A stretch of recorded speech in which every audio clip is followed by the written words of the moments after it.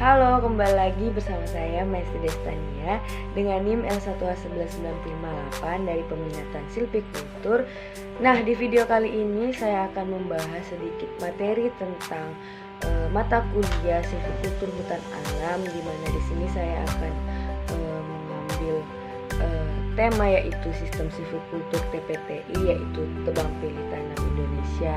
Apa saja yang dimaksud dengan Tebang Pilih Tanam Indonesia? Mari kita saksikan. Nah, di slide selanjutnya kita akan menemukan beberapa pengertian. Yang pertama ada sistem silvikultur, di mana sistem silvikultur ini merupakan rangkaian kegiatan yang berencana yang mengenai pengelolaan hutan. Di dalamnya meliputi penebangan, peremajaan, dan pemeliharaan dari tegakan hutan itu guna menjamin kelestarian produksi kayu dan hasil hutan lainnya.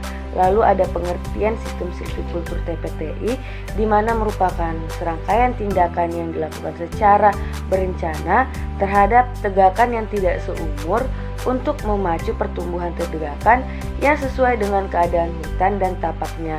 Nah, sehingga terbentuk tegakan yang tertata, yakni yang optimal dan lestari. Lalu di selanjutnya kita akan menemukan prinsip-prinsip dari sistem tebang pilih tanam Indonesia. Yang pertama itu ada sistem silvikultur untuk tegakan yang tidak seumur. Lalu untuk teknik pemanenannya sendiri digunakan secara tebang pilih.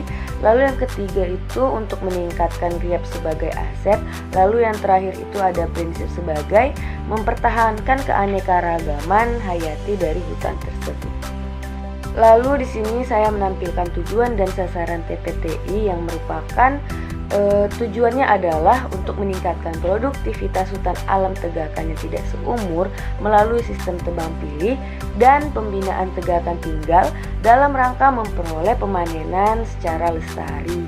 Lalu untuk sasaran dari TPTI itu sendiri adalah pada hutan alam produksi yang dikelola di areal IUPHHK ataupun KPHP.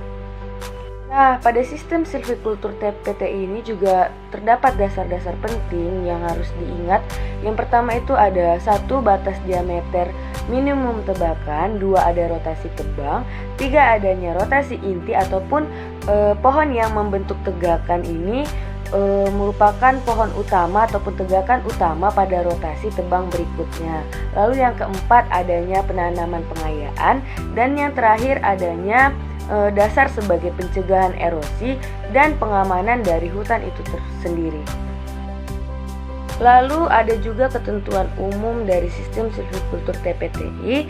Yang pertama ada mencakup pohon inti, di mana minimum dari luas hektarnya pohon itu terdapat 25 pohon ataupun per hektarnya.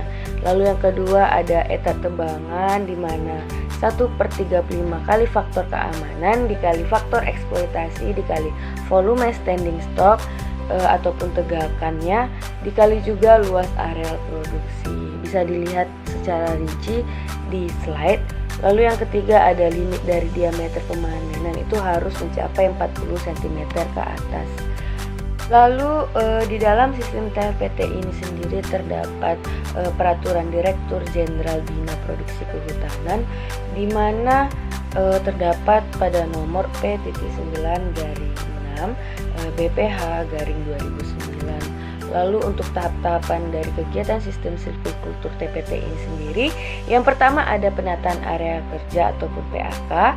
Lalu yang kedua ada inventarisasi tegakan sebelum penebangan ataupun ITSP. Lalu yang ketiga ada pembukaan wilayah hutan ataupun PWH. Yang keempat ada pemanenan. Kelima penanaman dan pemeliharaan tanaman pengayaan.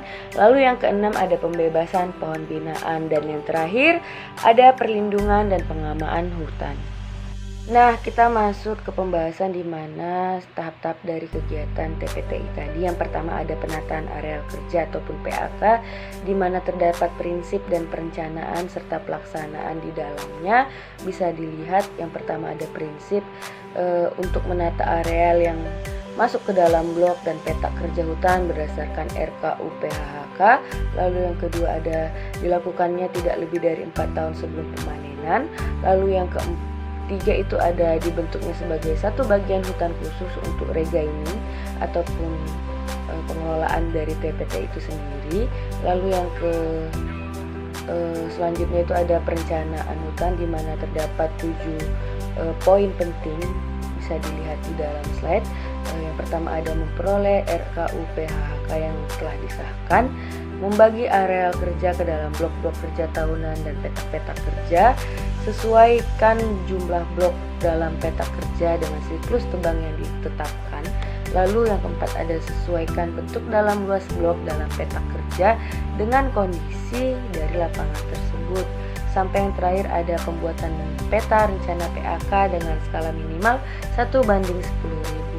Nah, untuk proses pelaksanaan sendiri yaitu merupakan proses prosedur operasi standar ataupun POS, di mana untuk PAK ini berdasarkan pada prinsip 1:1 ataupun seperti penjelasan prinsip tadi.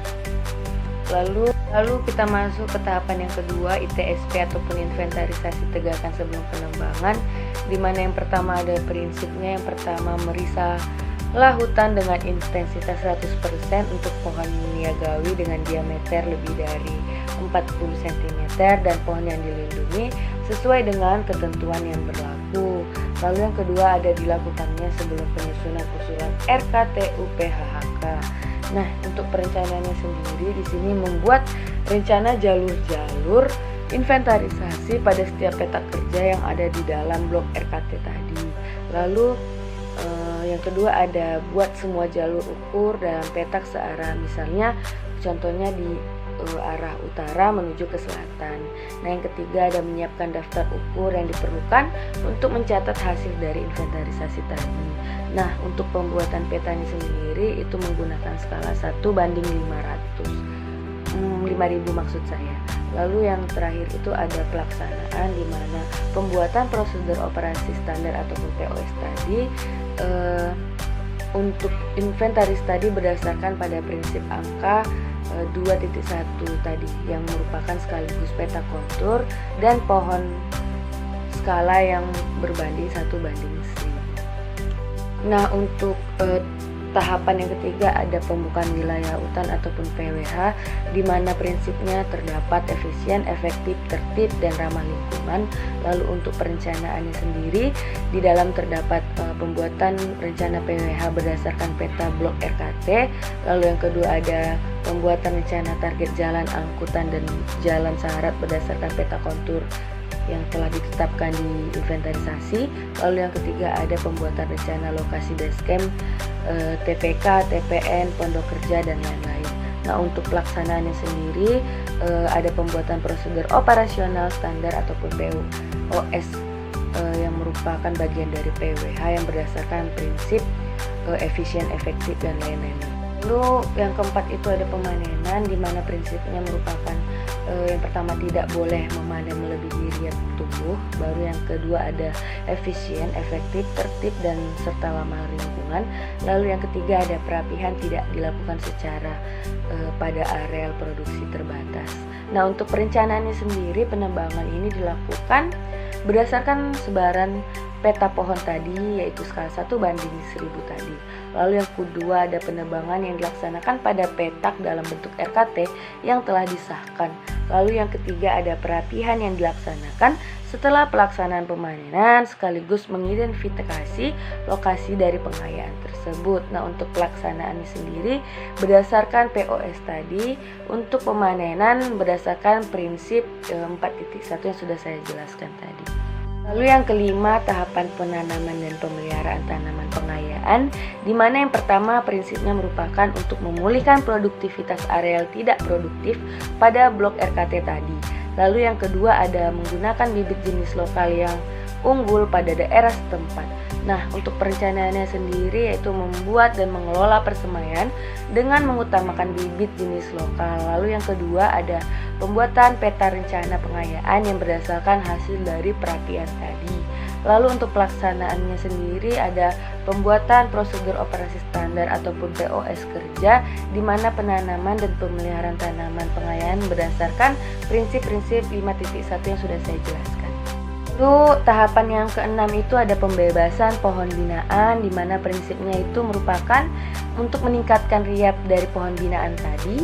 Yang kedua ada pohon binaan yang bisa berasal dari permudaan alam dan tanaman pengayaan. Lalu yang ketiga ada tidak dilakukan pada areal hutan produksi terbatas, di mana untuk perencanaannya sendiri merupakan untuk menetapkan pohon yang terbaik sebagai binaan di peta kerja tersebut. Lalu yang kedua ada membebaskan pohon dari binaan dari tanaman bersaing. Lalu yang ketiga itu ada pembuatan peta sebaran pohon binaan dari hasil pembebasan tadi. Lalu untuk pelaksanaan dari pembebasan pohon binaan itu sendiri juga berdasarkan prosedur operasional standar, yaitu POS, yang untuk pembebasan pohon tadi itu dapat menerapkan prinsip 6.1 di atas, bisa dilihat pada slide. Lalu selanjutnya ada tahapan terakhir, yaitu perlindungan dan pengamatan, di mana prinsip yang terdapat di dalamnya itu untuk mengelola pengendalian hama dan penyakit, lalu untuk melindungi hutan dari kebakaran hutan, perambahan hutan, dan pencurian hasil hutan. Yang kedua itu ada memberikan kepastian usaha dalam pengelolaan hutan produksi tersebut. Nah, untuk perencanaannya sendiri yaitu untuk menyusun rencana perlindungan dan pengamatan hutan secara periodik dalam satu periode RKT. Lalu untuk prosedur pelaksanaannya itu juga memakai POS, dan untuk perlindungan dan pengamanan hutan tadi juga berdasarkan pada prinsip 7.1. Nah, di sini saya menampilkan kesimpulan dari beberapa jurnal yang saya baca, di mana kesimpulannya adalah bahwa kinerja sistem TPTI yang diterapkan di Indonesia mungkin saat ini aspek pelestarian hasil hutannya ini belum menampakkan kepuasan untuk masyarakat Indonesia. Nah, dua masalah pokok yang nampak jelas pada sistem ini, yang pertama itu ada sistem yang berkaitan dengan kondisi hutannya sendiri, yaitu di samping dari kualitas dan kuantitas minimum dari tegakan tinggal yang selalu tidak mencukupi, juga kecepatan untuk tumbuhnya sendiri tidak seperti yang diharapkan.